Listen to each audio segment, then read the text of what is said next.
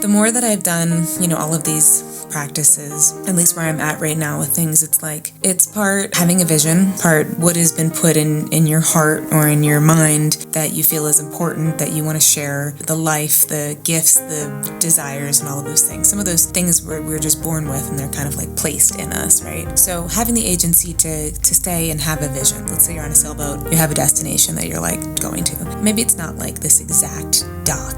Maybe it's just this beach or like this coast or something, right? It's in that direction you want to go. And as you start to go, you have to like maybe take different courses as you're going, different paths, because the wind is crazy and the waves are crazy or whatever, and you navigate that as you go. But you have that vision, and that's like how I kind of think of like the vision of where I'm going. And then the surrender part of it is not saying how I have to absolutely get there. And that has really taken a lot of practice to do that, but it has made life a lot more enjoyable. It's made me a much more peaceful person to be able to have those two things go together. And then the other part that I really always heard the call for and didn't really answer until this past year when shit really hit the fan, like last year, was the really deep shadow work. In my case, I hit a point last year where I just knew that no matter where I got in life, right, like no matter what achievement or career or financial success or whatever it was, that I still kept wrestling with a piece of me that just like didn't feel good enough and was going to self-sabotage. I just knew it. And I knew that I needed to address it because I had already been like working so hard to try to attain some goals. The last thing I wanted to do was to get there and then still feel these issues and then screw it up, And then also just always hearing about how when people achieve something, they don't really feel